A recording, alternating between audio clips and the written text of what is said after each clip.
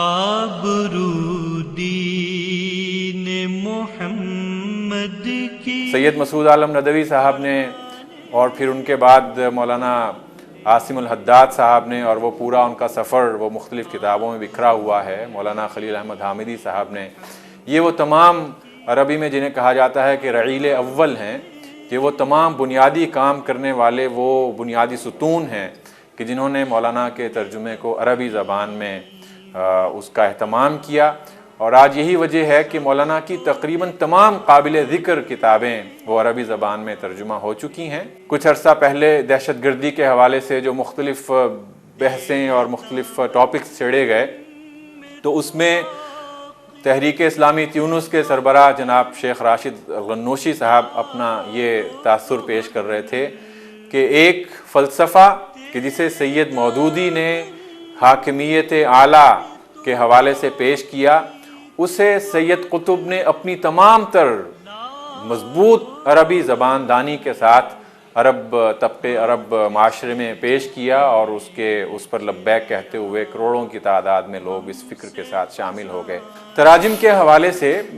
دنیا کی کوئی بھی زبان ایسی نہیں ہے کہ جس میں مولانا کی اہم کتابوں کا ترجمہ نہ ہوا ہو۔ خاص طور پہ ہمیں تقریباً 60 کے قریب زبانیں ایسی ہیں کہ جس میں مولانا کی اکثر کتابوں کے ترجمے کی خبر ملی ہے۔ اس میں تفہیم القرآن تو ترکی سے لے کے اور بھارت کی مقامی زبانوں تک بھی، اور پھر انگریزی سے لے کے اور فرانسیسی تک بھی اس کے بہت سارے، اور جرمن زبان میں بھی عبدالحلیم الخفاجی ہیں، انہوں نے مولانا کے تفہیم سے بہت سارا حصہ لے کے انہوں نے بہت سارے مفسرین کی تفسیروں کو جمع کرتے ہوئے ایک جامع تفسیر تشکیل دی ہے، جس میں تفہیم کا ایک بڑا حصہ ہے۔ اس کے علاوہ میں چند جھلکیاں اگر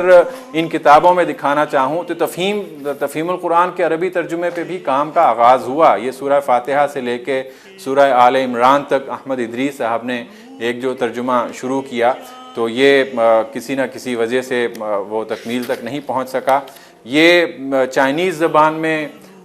دین حق کا جو ترجمہ ہے، اسی طرح دینیات کا یہ جاپانی زبان میں ترجمہ ہے، اور جاپان میں اب تک بھی ہمارے احباب یہ بتاتے ہیں کہ اسلام کا صحیح تعارف پیش کرنے کے لیے ہمارے پاس سب سے اہم کتاب وہی دینیات ہے، یا عربی میں جس کا ترجمہ مبادئ الاسلام کے نام سے ہے۔ یہ ترجمہ بھی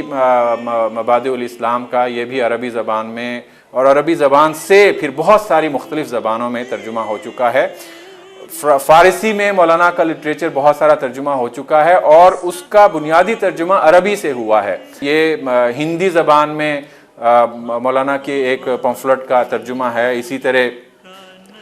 یہ جو ہے یہ چائنیز زبان میں دینیات کا ترجمہ ہے، اور یہ کتابیں بنیادی طور پہ افسو نے ان کے تراجم کا اہتمام کیا ہے، international federation of students organisations, اور اس میں انہوں نے عربی زبان میں بھی نیچے لکھا ہے کہ یہ کس زبان میں ترجمہ ہے، یہ مبادئ الاسلام باللغۃ الصینیہ، چائنیز زبان میں۔ تو اس طرح مختلف کتابوں کے تراجم ہمیں اس وقت ملتے ہیں، میں ان کی چند صرف جھلکیاں دکھا رہا ہوں۔ اور اس میں ایک اہم بات یہ ہے کہ یہ مثلا فرنچ میں،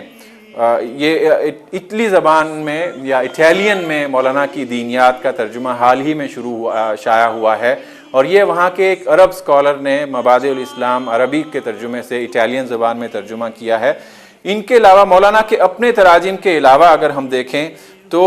کوئی بھی ایسی کتاب کہ جو اسلامی تحریک یا اسلامی تحریک کے قائدین کے متعلق ہو، اس میں اس مولانا کے ذکر سے وہ کتاب خالی نہیں ہوتی۔ یہ اہم کتاب من اعلام الحرکۃ الاسلامیہ، یہ رابطہ اسلامی کے سابق جنرل سیکریٹری ڈاکٹر عبداللہ عقیل صاحب نے تیار کی ہے، اور اس میں بھی مولانا کے حوالے سے سب سے ہمیں اوپر ہی نام ملتا ہے ابو الاعلیٰ مودودی کے نام سے، اور پھر اس میں پوری مفصل ایک گفتگو ہے۔ یہ ایک حال ہی میں